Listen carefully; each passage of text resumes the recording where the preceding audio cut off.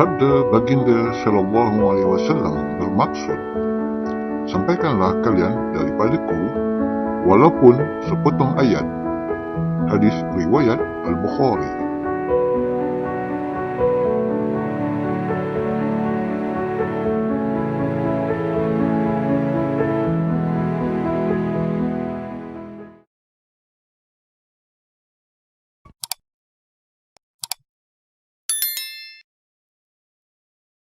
Bismillahirrahmanirrahim. Assalamualaikum warahmatullahi wabarakatuh. Alhamdulillah, bertemu lagi kita pada hari ini dalam arena pendidikan Islam tingkatan 1 KSSM. Semoga anak-anak murid Ustazah berada dalam keadaan yang baik, insya-Allah. Okey, sebelum tu Ustazah ingin menerangkan pelajaran ke-16 pada hari ini, iaitu yang bertajuk Al-Khaliq dan Al-Musawwir. Al-Khaliq dan Al-Musawwir ini merupakan bidang akidah. Okey, murid-murid boleh rujuk muka surat 87 hingga muka surat 94 buku teks.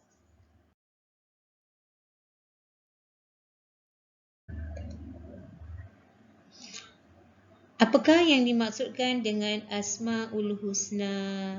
Jadi Ustazah harapkan kamu pernah dengar sebelum ni lagu-lagu Asmaul Husna, iaitu nama-nama Allah. Okey. Jadi siapa pernah dengar nama-nama Allah ni? Okey, apakah yang dimaksudkan dengan Asmaul Husna? Okey, Asmaul Husna yang bermaksud nama-nama Allah yang indah. Allah mempunyai nama-namanya yang indah sesuai dengan sifat kesempurnaannya. Kita dapat mengetahui nama-nama Allah ini bersumberkan daripada Al-Quran dan juga hadis. Jadi nama-nama Allah ni ada 99 nama.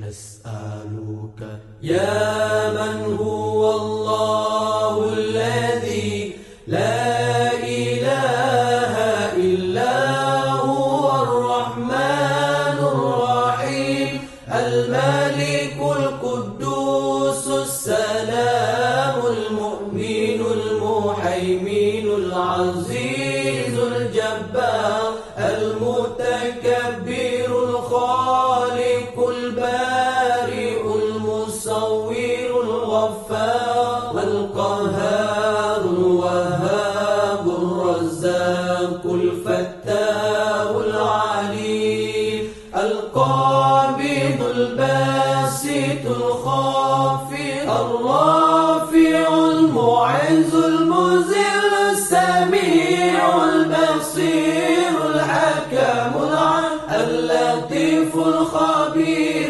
الحليم العظيم الغفور الشكور العلي الكبير الحفيظ المقيت الحسيب الجليل الكريم الرقيب المجيب الواسع الحكيم الودود المجيد الباعث الشهيد الحق الوكيل القوي المتين الولي الحميد المحسن المبدع المعيد المحيي المميت الحي القيوم الواجد الماجد الواحد الصمد القادر المقتدر المقدم المؤخر الأول الآخر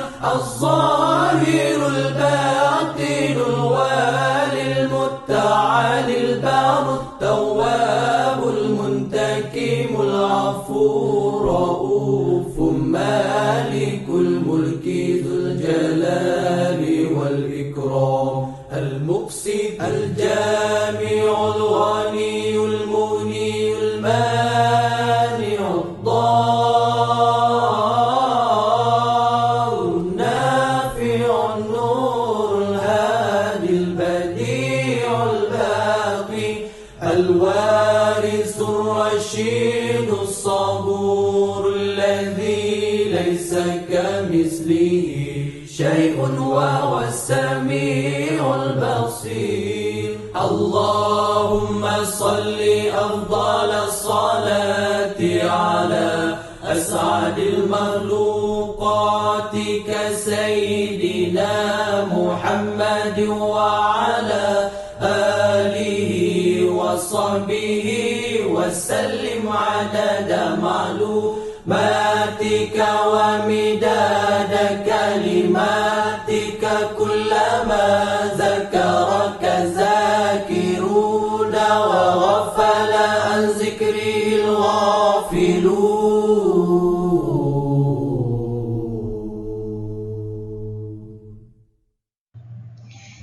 Okey, terdapat hadis yang menjelaskan himpunan 99 nama Allah sebagaimana sabda Rasulullah sallallahu alaihi wasallam yang berbunyi Lillahi tis'atun wa tis'ina asma'mi'atun illa wahida la yahfazuha ahadun illa dakhalal jannah, yang bermaksud Allah mempunyai 99 nama, 100 kecuali satu.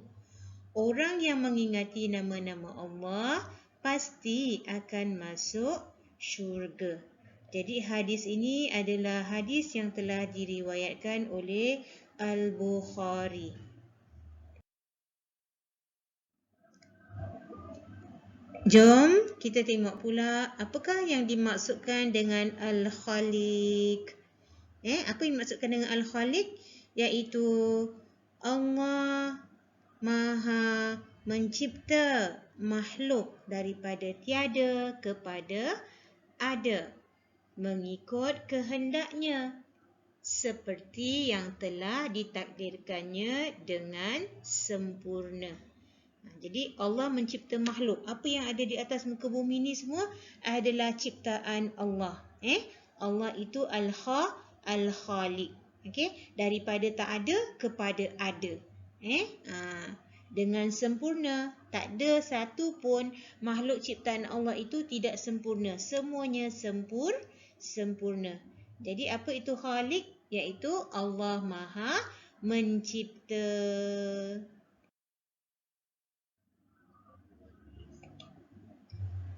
Sekarang kita tengok pula apakah dalil nakli Al-Khaliq. Apa bukti Allah itu Maha Pencipta. Dalil nakli iaitu adalah ayat Al-Quran.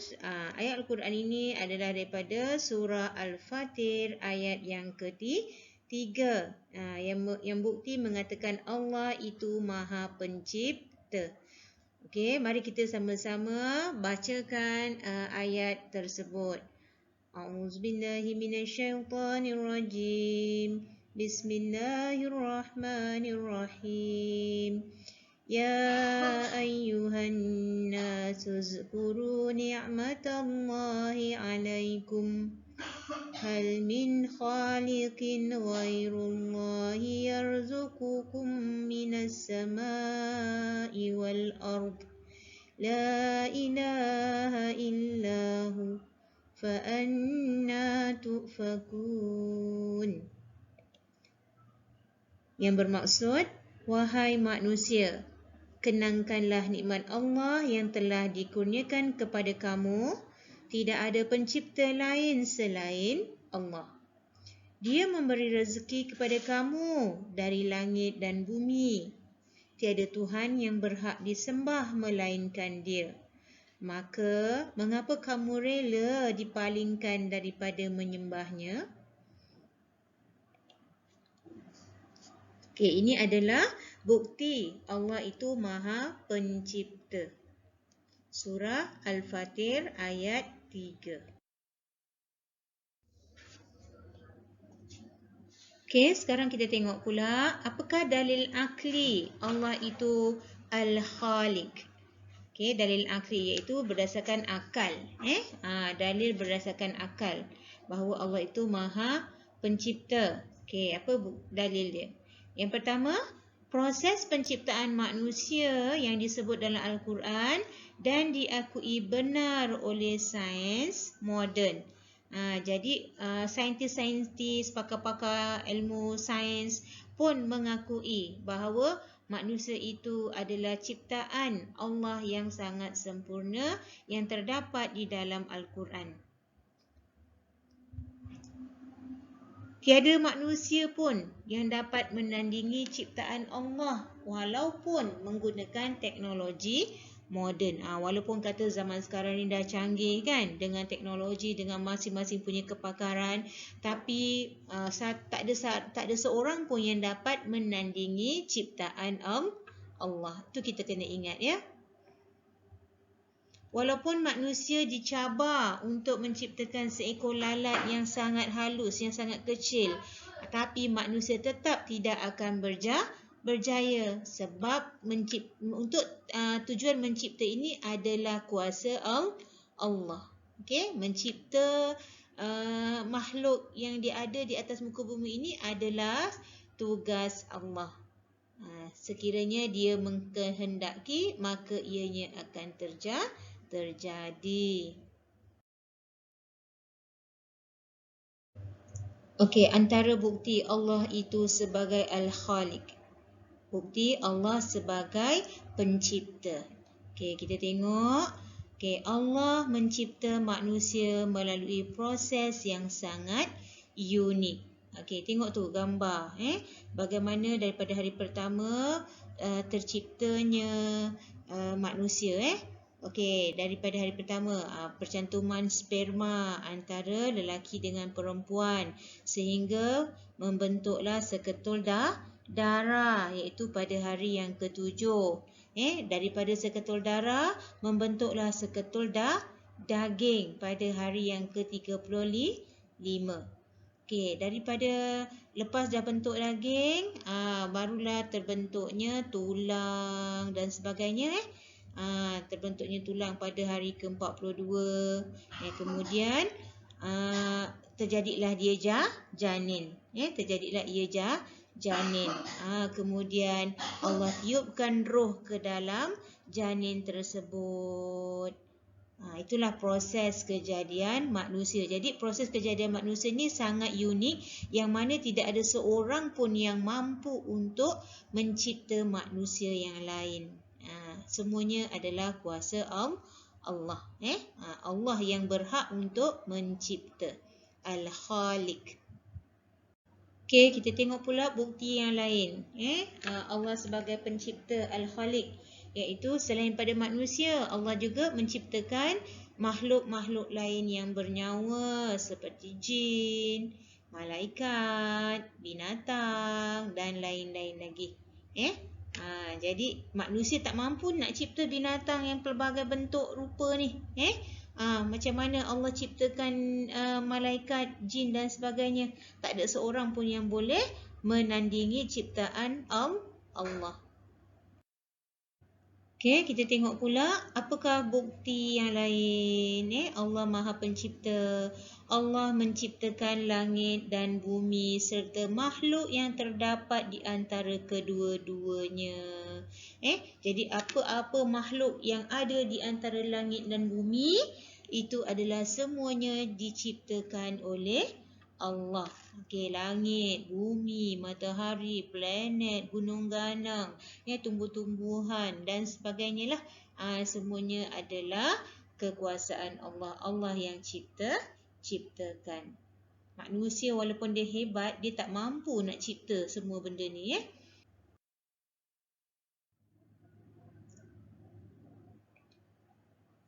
Okey, sekarang kita tengok pula apakah yang dimaksudkan dengan Al-Musawwir. Iaitu Allah Maha Pencipta makhluk dengan pelbagai rupa dan identiti yang tersendiri tanpa berpandukan sebarang contoh sebelumnya. Jadi Allah dia nak cipta makhluk dia nak reka cipta makhluk, dia tak perlu kepada contoh. Tak perlu ada contoh pada sebelum-sebelumnya. Tak ada. Jadi dia kata kun fayakun, maka jadilah. Apa yang dia nak semua jadi. Dengan kehendaknya. Okey. Jadi pembentukan makhluk itu dalam pelbagai rupa dan juga identiti yang tersendiri, tanpa perlu kepada contoh-contoh yang sebelumnya. Jadi Allah tidak perlukan kepada contoh-contoh kalau dia nak ciptakan sesuatu. Okey, Allah juga membentuk rupa makhluk ciptaannya dengan pelbagai rupa bentuk dan wajah manusia yang berlainan. Walaupun dia kembar, kembar seiras, kembar teriras, mesti ada perbezaan. Mesti ada perbezaan dari segi cop jari. Walaupun dia kembar, takkan sama cop jari dia. DNA dia pun takkan sama. Tu kehebatan Allah dalam mereka cipta makhluknya. Kehebatan Allah tak ada tandingan.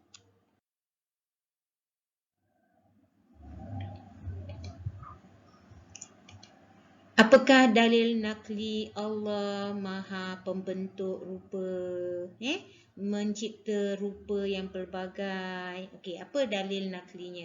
Iaitu dalam surah Ali Imran ayat yang ke-6 yang berbunyi Bismillahirrahmanirrahim.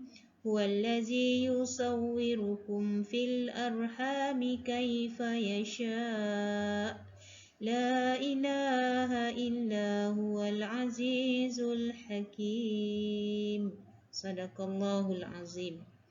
Yang bermaksud, dialah tu siapa? Allah. Yang membentuk rupa kamu dalam rahim ibu kamu.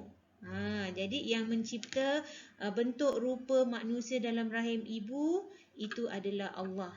Sebagaimana yang dia kehendakinya. Tiada Tuhan yang berhak disembah melainkan Dia.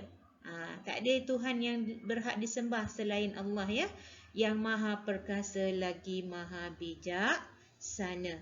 Okey, ayat ini merupakan surah Ali Imran ayat yang ke-6.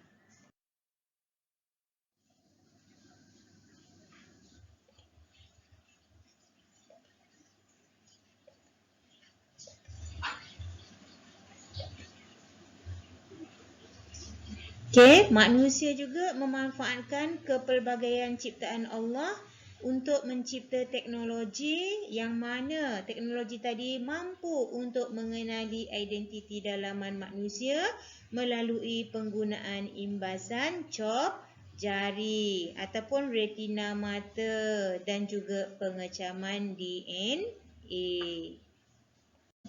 Sekarang kita tengok pula apakah peranan manusia menyelidik dan meneroka ciptaan Allah Subhanahu Wa Taala. Yang mana manusia diberikan tanggungjawab yang besar untuk mentadbir alam ini mengikut panduan yang diberikan di dalam Al-Quran dan juga hadis. Jadi, manusia berperanan untuk menyelidik dan meneroka ciptaan Allah Subhanahu Wa Taala untuk kemakmuran alam. Nak makmurkan alam, jadi manusia ada peranan masing-masing nak buat penyelidikan, buat penerokaan apa yang ada di dalam dunia ini, hasil ciptaan Allah. Kemudian dengan adanya akal dan ilmu yang diberkalkan oleh Allah, manusia dapat diiktiraf sebagai makhluk Allah yang sangat terbaik. Sebab manusia diberikan akal dan ilmu. Jadi daripada akal dan ilmu tadi, dia meneroka dan terus meneroka ataupun membuat penyelidikan dari masa ke semasa. Jadi manusia adalah makhluk yang sangat istimewa berbanding dengan makhluk yang lain. Sebab manusia ada akal dan juga ada ilmu. Dengan berbekalkan ilmu dan akal juga, manusia mampu menyelidik dan meneroka ciptaan Allah Ta'ala dengan sebaik-baiknya. Dengan melalui penyelidikan juga, manusia mampu mengolah ciptaan Allah untuk memberi manfaat dalam kehidupan manusia. Kita tengok. Antaranya, antara ciptaan-ciptaan manusia setelah mereka dibekalkan dengan akal dan ilmu, apa yang mereka cipta. Okey, manusia mencipta sesuatu yang dapat dimanfaatkan dalam kehidupan seharian. Okey, yang mana manusia mencipta pelbagai jenis kenderaan. Okey. Jadi kenderaan-kenderaan ni adalah hasil ciptaan manusia. Diolah. Allah jadikan besi. Jadi daripada besi tu apa yang manusia perlu buat? Jadi manusia buat penyelidikan. Buat penyelidikan rupanya daripada besi tadi kita boleh jadikan dia kapal terbang. Daripada besi tadi kita boleh jadikan dia bas. Boleh jadikan kereta api dan sebagainya. Itu adalah kepakaran seseorang daripada hasil ilmu dan akal fikiran yang mereka ada. Okey, jadi mereka cipta sesuatu untuk dimanfaatkan dalam kehidupan manusia. Okey, seterusnya kita tengok pula. Okey, manusia juga mampu untuk menghasilkan sesuatu bagi menyelesaikan pelbagai masalah dalam kehidupan. Okey, contoh daripada besi tadi kita olah jadi klip kertas ataupun kita buat rak besi, kita buat rak tingkat dan sebagainya lah, ikut kreativiti masing-masing, berdasarkan ilmu yang dia ada. Okey, cuba dan terus mencuba buat sesuatu perubahan, menghasilkan sesuatu untuk nak selesaikan masalah-masalah dalam kehidupan. Sayanglah kalau ada besi ataupun daripada biji timah tu kita buang je macam tu, kita tak manfaatkan, kan? Jadi rugi. Jadi orang yang ada kepakaran, dia buat penyelidikan, dia meneroka dari satu bab ke satu bab, insya-Allah akan terhasillah sesuatu. Okey, kemudian seterusnya kita tengok manusia juga boleh memanfaatkan sesuatu ciptaan Allah untuk kecerdasan minda dan emosi serta kecerdasan tubuh badan. Yang mana manusia yang dah buat penyelidikan tadi, rupanya dia dapat hasilkan ubat-ubatan daripada bahan-bahan tumbuh-tumbuhan. Dia buat penyelidikan, akhirnya terhasillah ubat-ubatan dalam bidang perubatan. Macam-macam lah dia buat untuk kecerdasan minda, untuk kecerdasan tubuh badan, dan macam-macam lagi lah yang boleh dihasilkan. Okey, kalau andai kata kayu kan, dan asalnya pokok. Allah ciptakan tumbuh-tumbuhan. Okey, daripada tumbuh-tumbuhan tadi kayu. Okey, apa kayu kita boleh buat? Okey, kita boleh buat kayu tu untuk buat rumah, kita boleh buat peralatan dapur, kita boleh buat sofa, cushion, dan sebagainya. Itu kena buat penyelidikan lah. Jadi siapa-siapa yang ada kepakaran, ada kemahiran, dia akan cuba dan terus mencuba untuk menghasilkan sesuatu. Okey, kemudian kalau Allah ciptakan batu. Okey, Allah ciptakan batu. Gunung ganang kan. Daripada gunung tu ada batu-batu. Jadi batu-batu tu apa yang perlu kita buat? Jadi kita sebagai manusia buat penyelidikan, teroka. Daripada batu kita boleh buat rumah. Daripada batu kita boleh buat bangunan, kita boleh buat kilang dan sebagainya. Itulah peranan akal, peranan ilmu yang ada pada manusia, tidak ada pada makhluk yang lain. Okey, semoga apa yang diterangkan pada hari ini anak-anak murid Ustazah dapat fahami dengan jelas. Okey, dapat fahami dengan jelas serta dapat menguasai topik dengan baik. Okey, sekiranya ada apa-apa masalah boleh ajukan kepada Ustazah. Okey, Ustazah akhiri pertemuan kita pada hari ini dengan wabillahi taufiq wal hidayah. Wassalamualaikum.